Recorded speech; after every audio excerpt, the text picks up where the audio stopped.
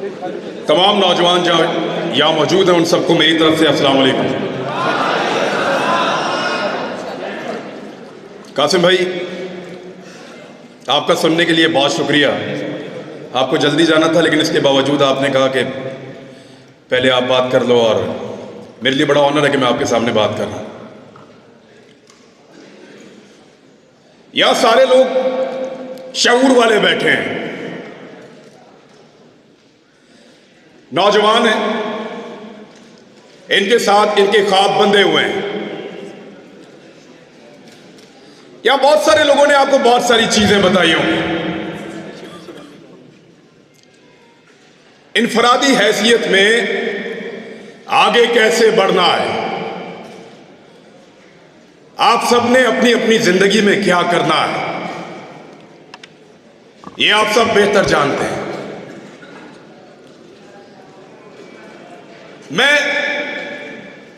इनफरादी मामलात पे बात नहीं करूंगा कि एक आदमी को क्या करना चाहिए, एक नौजवान को अपनी जिंदगी बनाने के लिए क्या करना चाहिए। आप सबका अपना अपना अंदाजा है अपने आप को लेकर।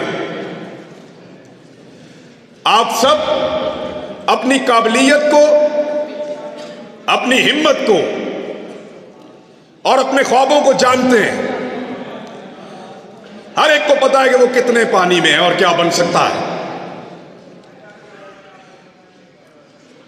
थोड़ा सा प्लान करने की जरूरत है, तो उस पर बात नहीं करूंगा। अकेले कामयाब हो जाना कोई कामयाबी नहीं होती। कामयाबी वो है जो सारों को मिले, मिलकर कामयाब हो सबके सब। और उसके लिए हमें इज्तिमाई जिम्मेदारी अदा करनी पड़ती है। सारे मिलकर काम करेंगे। यानी बहुत सारी चीजें आज से 8-10 माह पहले मुझे नहीं पता थी। मैंने भी मुताला पाकिस्तान की और माशरती उलूम की वही किताबें पढ़ी हैं जो आप लोगों ने पढ़ी हैं। अधूरा नॉलेज, पूरी तालीम ही नहीं देते, पूरी बात ही नहीं बताते, आपको आधा सच बताते हैं, आधा सच। एक अजीबोगरीब नर्सरी में हमें बड़ा किया जाता है। हुब्बुल वतनी के क्राइटेरिया सेट कर दिए जाते हैं। ये करोगे तो तुम मुहिब्बे वतन हो, और अगर ये लाइन क्रॉस करोगे फिर नहीं हो। गलत किताबें पढ़ाई, गलत निसाब पढ़ाया, सही और पूरी बात कभी नहीं बताई। सही बात पता चलती है जब आप प्रैक्टिकल लाइफ में आते हैं, जब आप उन लोगों के साथ डील करते हैं, फिर आपको समझ आती है कि आपके साथ तो धोखा हुआ है। आपकी राय तो राय ही नहीं है। और फिर आप में से जो खड़ा होता है उसको निशाने इबरत बनाते हैं। क्योंकि वजह यह है कि इस हॉल में मौजूद हजारों लोगों में से एक खड़ा होता है, 2 खड़े होते हैं, सब खड़े नहीं होते। एक की टांगे उतारना, एक की टांगे तोड़ना आसान है, एक का मुंह तोड़ना आसान है, एक को गिरफ्तार करना आसान है, एक की सलवार उतारना आसान है, किसी एक को नंगा करके उस पर तशद्दुद करना आसान है, सब पे नहीं किया जा सकता। इसलिए मैं कह रहा हूं कि मैं इज्तिमाई जिम्मेदारी पे बात करूंगा। अकेले अकेले कब तक लड़ेंगे? वो जंगल में पड़ा रहा अकेला 2.5 महीने तक, इसी लड़ाई में उतरा था। अरशद शरीफ, तकलीफ होती है उसके बारे में बात सुनकर। जब मोबाइल खोलता हूं बीच में आता है वो कहीं, कोई ना कोई तस्वीर बीच में होती है, तकलीफ होती है। अकेला जंगल में पड़ा था 2.5 महीने तक। उसने अपने मुंह से कहा कि मैं एक कमीज के अंदर बार बार प्रोग्राम कर रहा हूं। किसके लिए लड़ रहा था? हक के लिए। इंसाफ के लिए, सबके लिए एक जैसा पाकिस्तान होगा, इसके लिए कोई बंद कमरों में फैसले नहीं करेगा, इसके लिए लड़ रहा था। अगर सब लड़ते तो आज, अगर सब जीतते तो वो भी आपके साथ जीतता। वो नहीं है, उसे अकेला छोड़ा हमने। क्या हम सिर्फ जनाजों में शिरकत करेंगे? एक ही दफा इकट्ठे होते हैं जनाजे में, हर आदमी रो रहा था मैंने इसके जनाजे को हाथ लगाना है, मैंने इसके जनाजे को चूमना है, मुझे इसको छूने दो। क्यों? इससे आधी हिम्मत दिखाई होती जब वो जिंदा था, जब उसके ऊपर झूठे पर्चे हो रहे थे, जब हमें गद्दार बनाया जा रहा था, जब हमें बागी डिक्लेयर किया जा रहा था, जब गिरफ्तारियां हो रही थी। 50 के करीब पर्चे दिए इन्होंने हम पे 1 महीने के अंदर। तब खड़े होते ना, उसके जनाजे में आ गए सब। तो इज्तिमाई जिम्मेदारी पूरी करने की जरूरत है, सबको मिलकर करना पड़ेगा, सबको मिलकर करना पड़ेगा, वरना ऐसे ही एक एक करके मार खाते रहेंगे, एक एक करके नंगे होते रहेंगे और एक एक करके हारते रहेंगे। जीतना है तो मिलकर चलना पड़ेगा। यह 2 दिन पहले जनरल बाजवा साहब ने खिताब किया, अपना आखिरी खिताब। जनरल साहब ने क्लेम किया कि उनके इदारे का सियासत से कोई ताल्लुक नहीं है। मैं आप लोगों से इससे पहले मिला हूं कभी? नहीं मिला ना? आपसे पूछ लेते हैं, क्या आपको लगता है कि जनरल साहब जो कह रहे हैं, general Qamar Javed Bajwa army chief Pakistan, कि उनके इदारे का सियासत से कोई ताल्लुक नहीं है, ये बात ठीक है? चलो जनरल साहब को भी दिखाते हैं ना। जनरल साहब देखें, उधर मोड़ो कैमरा, दिखाओ, मोड़ो कैमरे उधर। जिन लोगों को लगता है कि जनरल कमर जावेद बाजवा ने कहा कि सियासत से फौज का कोई ताल्लुक नहीं है, ये बात ठीक है, वो जरा हाथ खड़ा करें। ठीक है, अब जिनको लगता है कि फौज सियासत में रोल प्ले कर रही है, वो हाथ खड़ा करें।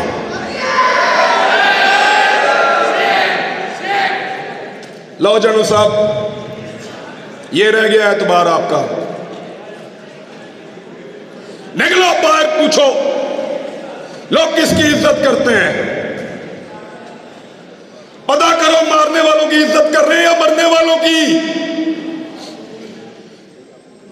पूछो जिन्होंने जमीन तंग की, जिन्होंने मारा, बाहर लोग उनकी इज्जत कर रहे हैं। निकल के देखो पूरी दुनिया के अंदर, जाओ जाओ, निकलो पूरी दुनिया में, तुम्हें तुम्हारी औकात पता चले। लोग तुमसे प्यार करते हैं या जान देने वाले अरशद शरीफ से प्यार करते हैं, पूछो जाके, आईना नजर आएगा, औकात पता चलेगी। जान से ही मार दिया। इस मुल्क को उसके लिए इन्होंने जहन्नुम बनाया था, साबिर शाकिर के लिए जहन्नुम बनाया था, सबको परेशान किया है, हमारे खानदानों तक को हरासा किया गया है, क्योंकि हम अकेले अकेले लड़ रहे थे। सबको लड़ना पड़ेगा। तुम्हें सिर्फ मारना आता है, तुमने सिर्फ मारना सीखा है, हमें मरने के अलावा भी बहुत कुछ आता है, और वो हम करके दिखाएंगे इंशाअल्लाह।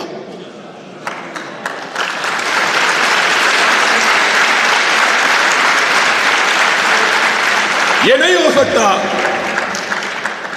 कि तुम बंद कमरों के अंदर फैसले करो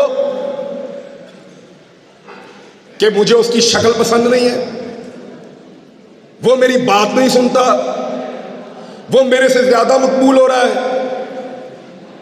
वो मेरे मफाद के रास्ते में आ रहा है, वो मुझे ये नहीं दे रहा, वो मेरे कहने के ऊपर ये काम नहीं कर रहा, निकालो इसको, दूसरा लेकर आएंगे। क्यों? तुम्हारे बाप का मुल्क है, हमारा पाकिस्तान।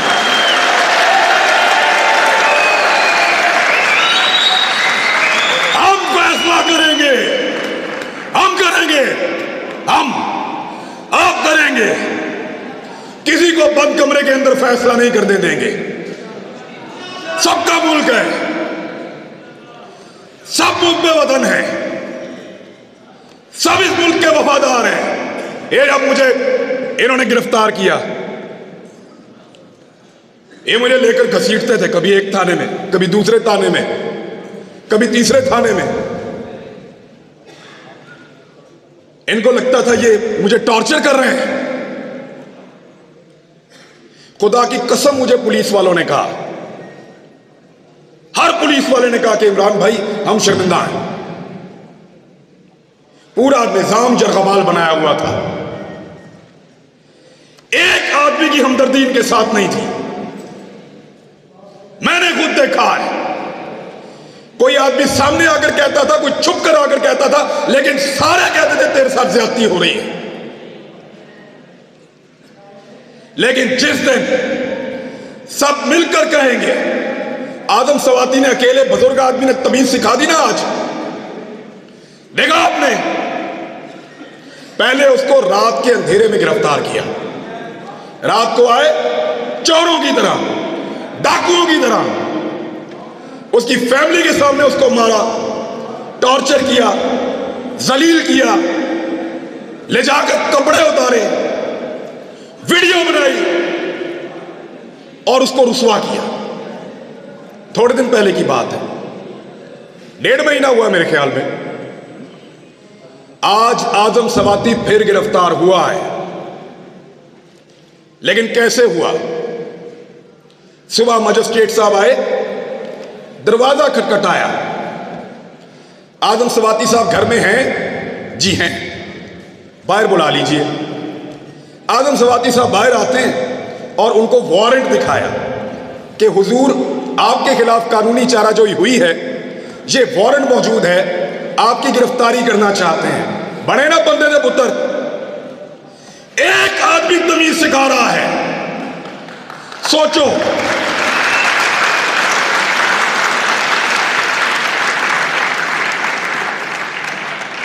सोचो, एक 74 साल का आदमी तमीज सिखा रहा है।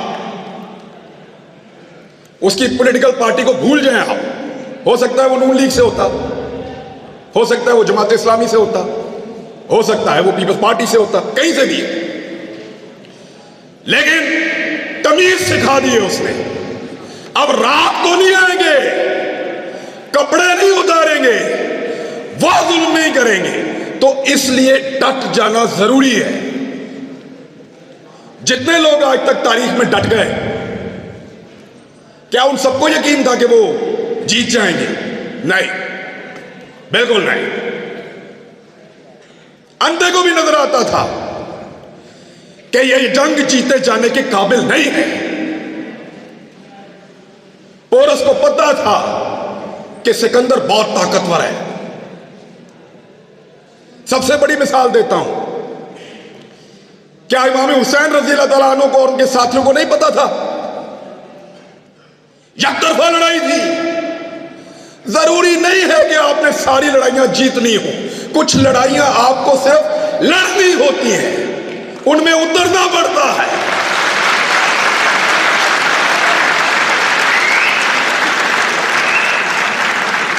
लड़ाई जीतने से मकसद नहीं है, लड़ाई लड़ने वालों में अपना नाम लिखाओ।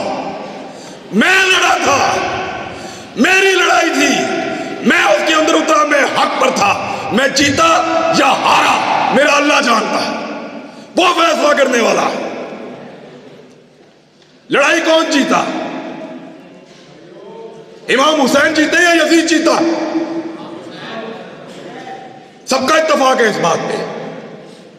तो फिर लड़ाई लड़ना सीखो, लेकिन इज्तिमाई फायदे के लिए। सर को नीचे फेंक देना, मसलिहत के तहत चुप हो जाना, इसको हमारे यहां पे लोग अक्लमंदी कहते हैं। अक्लमंदी नहीं है, बुज़दिली है। मैं भी बुज़दिल था जब तक मुझे नहीं पता था। जब समझ आई तो मैं लड़ाई में आ गया। मुझे नहीं पता कल क्या होगा, इसका अंजाम क्या होगा, ये जो रिजीम चेंज ऑपरेशन हुआ पाकिस्तान में, सारे के सारे इसके बेनिफिशरी हैं। जिन्होंने किया उनके केस खत्म हो गए। जिसके खिलाफ हुआ, जब मर्जी इलेक्शन कराओ जीत जाएगा। यानी इमरान खान को भी फायदा, शहबाज शरीफ को भी फायदा, जो करने वाले उनका भी फायदा। सब कुछ ना कुछ लेकर गए। नुकसान किसका हुआ? हमारा हुआ है। हमारा एक आदमी कम हो गया है। अगर दोबारा लड़ाई होगी तो हम अपने एक बेहतरीन आदमी के साथ मैदान में नहीं आ सकेंगे। हमारा एक आदमी कम हुआ, अरशद शरीफ। नुकसान तो हमारा हुआ है, फायदा तो सबने उठा लिया है। मेरी आप सबसे गुजारिश कि लड़ाई को लड़ना सीखिए, इस रविश को बदलिए। अगर ये इस्लामी जमहूरिया पाकिस्तान में डेमोक्रेसी है तो फिर सही वाली होनी चाहिए, या तो निजाम को ही बदल दो। ये नहीं हो सकता कि आप दुनिया को पढ़ाएं कि पाकिस्तान में जमहूरियत है और जहां पे आप तमाशा लगाकर रखेंगे, चार बंदे बैठेंगे और फैसला करेंगे और पूरा का पूरा निजाम बदल देंगे। ये नहीं होने देंगे। कहने को मैं और बहुत कुछ कह सकता हूं, फिर इन लोगों को फोन आएंगे, फिर इनसे पूछेंगे मुंतजिम कौन था।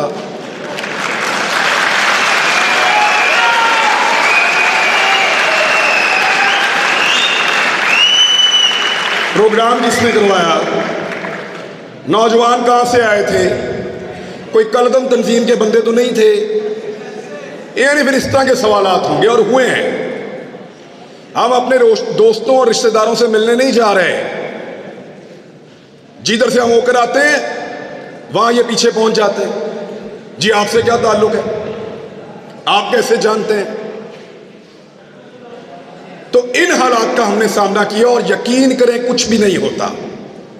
थोड़ा सा मार सकते हैं, थोड़ा सा नंगा कर सकते हैं या जान ले सकते हैं, कुछ भी नहीं होता। मैंने अरशद शरीफ का जनाजा देखा है, इन हाथों से उसकी मैयत लेकर आया था मैं। खुश नसीब है खुदा की कसम वो भी और उसकी मां भी। अरशद शरीफ को मारने के बाद इन्होंने अगर कोई मौत का डर भी था ना, वो भी निकाल दिया है। मारो सबको।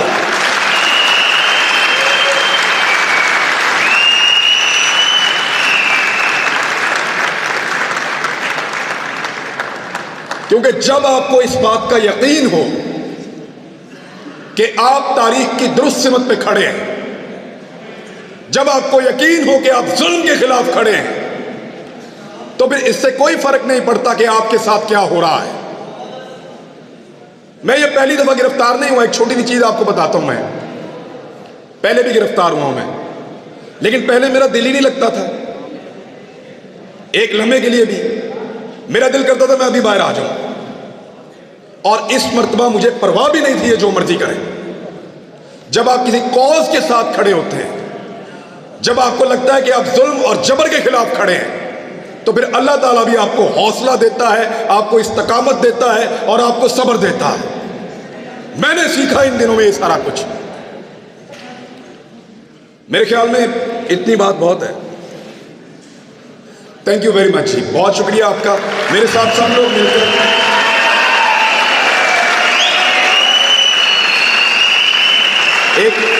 एक नारा लगाएं मेरे साथ सब मिलकर, ताकि हम जाते जाते गद्दारी के सर्टिफिकेट बांटने वालों को ये बताएं कि सिर्फ तुम ही मुहिब्बे वतन नहीं हो। Pakistan, Pakistan. Thank you very much.